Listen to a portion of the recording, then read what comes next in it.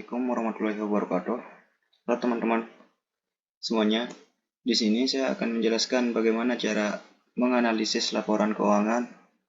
Di sini saya akan menjelaskan 3 cara menganalisis laporan keuangan. Yang pertama dengan cara menganalisis perbandingan. Dan yang kedua dengan analisis tren atau indeks. Dan yang ketiga analisis common size. Sebelum saya masuk ke materi, di sini saya akan membacakan profil dari perusahaan yang saya analisis. Saya di sini akan menganalisis laporan keuangan dari PT Trimuda Nuansa Citra Tbk, yang dimana PT ini didirikan pada tahun 1995. Kantor pusat Trimuda Nuansa Citra Tbk berlokasi di Wisma Intra Asia, ground floor, Jalan Profesor Dr. Soepomo, SH, nomor 58, Jakarta Selatan.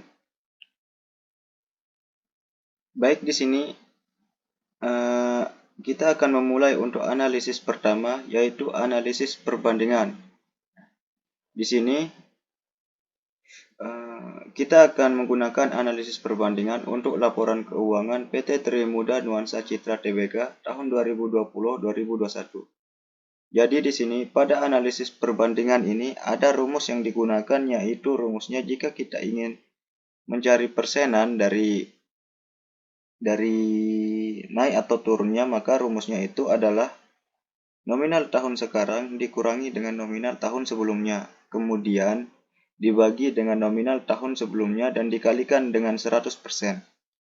Kemudian untuk rumus mencari rasionya itu caranya dengan nominal tahun sekarang dibagi dengan nominal tahun sebelumnya, maka kita akan menemukan hasilnya.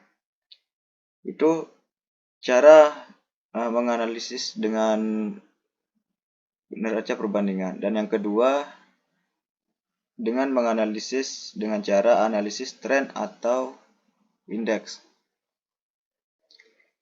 Dengan cara analisis tren atau indeks, di sini rumusnya itu nominal pada tahun 2021 dibagi dengan tahun dasar, yaitu 2020, dikalikan dengan 100%. Begitupun caranya di tahun 2020 pun sama, dan seterusnya.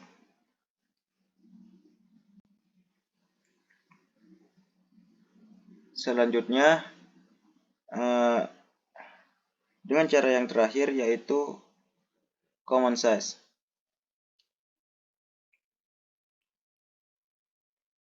Di sini di analisis common size ini kita akan mencari persen dari subtotal dan persen dari total, yang dimana untuk mencari persen dari subtotal rumusnya ialah tiap pos dibagi dengan total asetnya. Contohnya pos pendapatan.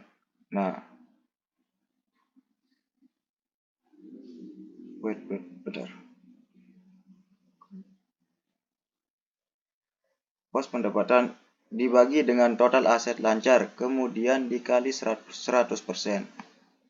Kemudian untuk mencari persen dari total itu, tiap pos dibagi dengan total aset keseluruhan dikalikan 100%.